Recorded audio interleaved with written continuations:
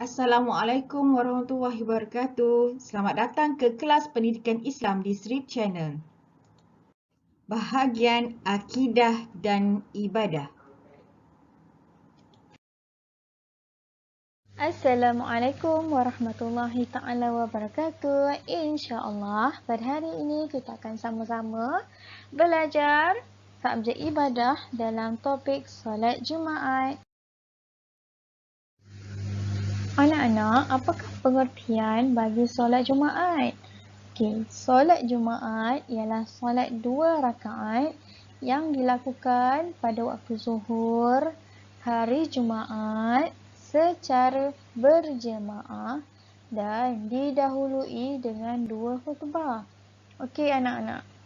Yang pertama mestilah kita ingat solat Jumaat ini dilakukan pada waktu zuhur dan semesti-mestinya adalah pada hari Jumaat. Dan yang membezakan solat Jumaat ni dengan solat-solat yang lain adalah didahului dengan 2 khutbah. Okey, jom kita tengok dalil naklinya. A'udzubillahi minasyaitonirrajim. Bismillahirrahmanirrahim. Ya ayyuhallazina amanu idza nudiya lis-salati min yaumil jum'ah fas'au ila zikrillahi wa zarul bai' zalikum khairul lakum in kuntum ta'lamun. Sadaqallahul azim. Firman Allah pada surah Al-Jumu'ah ayat yang ke-9. Jom kita tengok maksud daripada surah berikut. Wahai orang-orang yang beriman, apabila diserukan azan untuk mengerjakan solat pada hari Jumaat, maka segeralah kamu pergi mengingati Allah, iaitu ke masjid untuk mengerjakan solat Jumaat, dan tinggalkanlah berjual beli. Yang demikian adalah lebih baik bagi kamu jika kamu mengetahui. Daripada maksud firman Allah ini diberikan kepada orang-orang yang beriman. Apabila kita dengar diserukan azan, kita kena cepat-cepat untuk pergi solat Jumaat. Dan juga Allah tekankan di sini untuk kita meninggalkan urusan jual beli. Yang demikian, kalau kita tinggal urusan tersebut adalah lebih baik yang kita tak tahu. Kenapa?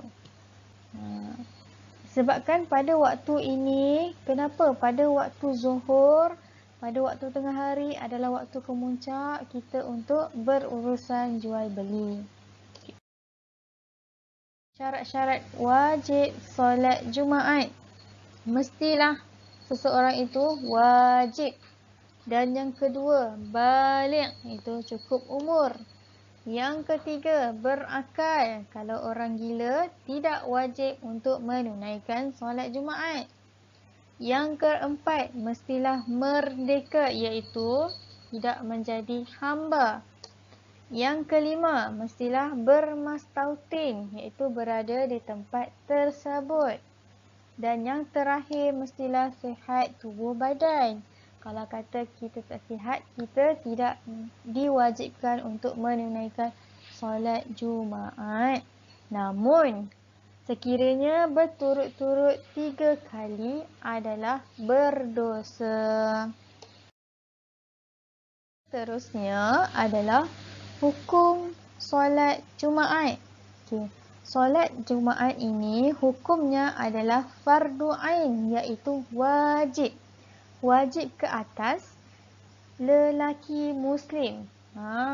Iaitu wajib ditunaikan oleh setiap lelaki Muslim secara berjemaah dengan syarat-syarat tertentu. Jadi, kalau kata acong ni, wajib tak untuk dia menunaikan solat Jumaat? Jawapannya adalah tidak, kerana acong bukan Muslim, bukan orang Islam. Namun sekiranya acong ini dia masuk Islam, wajiblah ke atasnya untuk menunaikan solat Jumaat. dengan syarat-syarat yang tertentu. Syarat yang kita sebut yang tadi tu, mestilah Islam, baligh, merdeka, sihat tubuh badan, bermastautin. Okey. Dan syarat sah solat Jumaat. Okey. Yang pertama mestilah kita ingat perlulah didirikan pada waktu zuhur. Iaitu tak boleh dibuat pada waktu subuh, asar, maghrib ataupun isyak. Hanya pada waktu zuhur. Yang kedua, mestilah didahului dengan khutbah. Itu kalau kata yang datang-datang tiba-tiba dah terlepas khutbah, jadi tak bolehlah. Kalau boleh, dia kena solat penuhlah 4 rakaat sebab dia tak dengar langsung khutbah. Okey, yang seterusnya didirikan di tempat yang ditetapkan seperti masjid. Masjid ni khususlah selalunya orang-orang lelaki ni, kaum-kaum Adam ni akan pergi ke masjid. Tempat yang khususlah.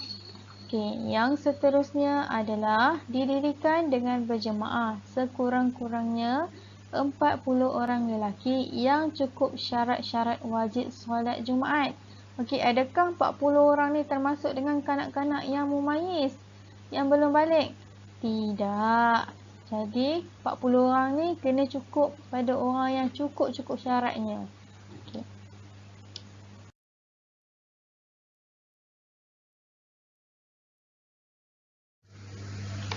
Syarat sah solat Jumaat yang seterusnya, iaitu tidak boleh didirikan 2 solat Jumaat pada satu masa. Maksudnya di sini adalah abang-abang tahun 4, 5 dan 6 dah solat Jumaat, kemudian dapat tahu ada adik-adik lagi yang belum solat Jumaat. Kemudian adik-adik ni tidak boleh lakukan solat Jumaat dalam masjid ataupun surau kerana kita tak boleh dirikan 2 solat Jumaat dalam satu zuhur. Yang seterusnya adalah didirikan secara berjemaah. Mestilah buat dalam berjemaah. Okey, yang seterusnya didahului dengan 2 khutbah. Mestilah kita kena dengar khutbah. Kalau kata datang lambat, kemudian imam dah angkat takbir untuk solat, tak sahlah solatnya. Dan perlu menunaikan solat zuhur 4 rakaat penuh seperti biasa. Dan yang terakhir, belum didirikan solat di qari'ah yang sama sebelumnya. Kalau dah pergi ke surau, ke masjid A, kita tak boleh pergi ke masjid B pula. Dia dah solat masjid dekat masjid A, kemudian dia nak pergi solat dekat masjid B pula. Tak boleh. Situasi sebelum dan semasa melakukan solat Jumaat. Okey, sekiranya murid-murid lelaki mungkin akan tahu macam mana keadaan sebelum dan semasa melakukan solat Jumaat. Bagi murid perempuan pula mungkin tak tahu macam mana prosesnya daripada mula sampai habisnya. Okey, jom hari ini kita belajar. Okey, pertama. Azan pertama menandakan masuknya waktu zuhur.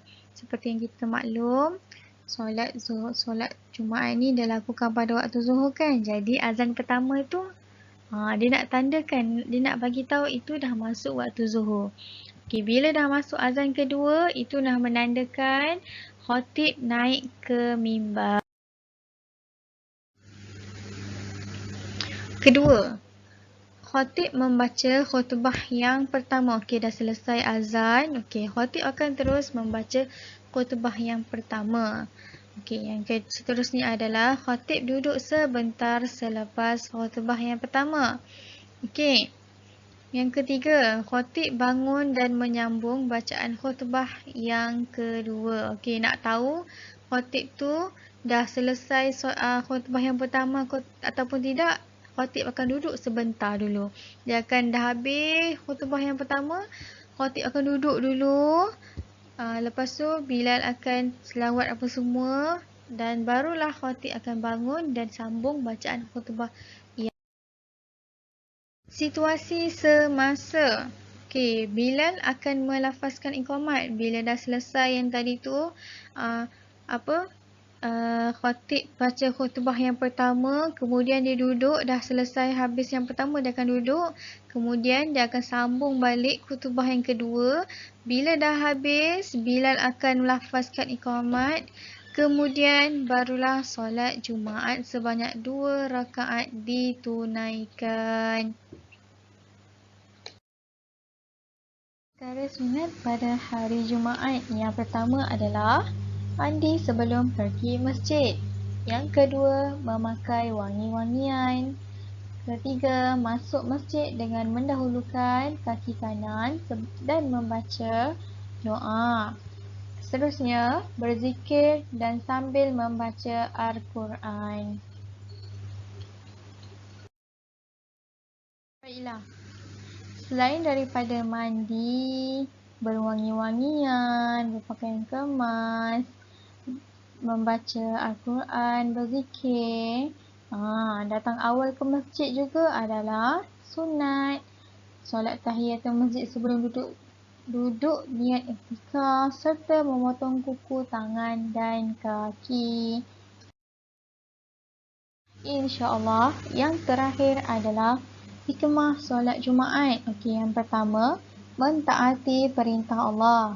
Okey, sebagaimana yang kita maklum, wajib dituntut oleh lelaki Muslim untuk menunaikan solat Jumaat. Jadi sekiranya lelaki Muslim ini pergi menunaikan solat Jumaat, bermakna dia telah mentaati perintah Allah.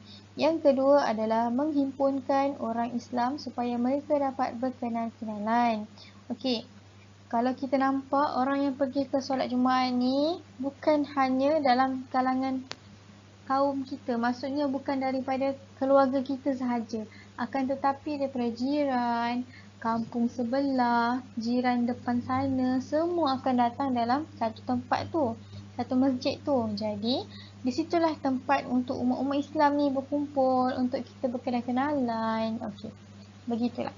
Dan yang ketiga adalah melatih taat kepada pemimpin dan berdisiplin. Hikmahnya Allah dah susun cantik, iaitu dapat melatihkan kita taat kepada pemimpin kita. Yang seterusnya, mendapat pengajaran daripada khutbah Jumaat, yang mana setiap minggu khutbah yang disampaikan adalah berbeza-beza, adalah supaya kita mengambil pengajaran daripada apa yang telah disampaikan. Dan yang terakhir adalah menghayati syariat Islam yang menjadi panduan dalam kehidupan. Kita kenalah hayati dengan apa yang telah ditetapkan oleh Allah dalam agama Islam sebagai panduan kita untuk menjalani kehidupan kita. Baiklah.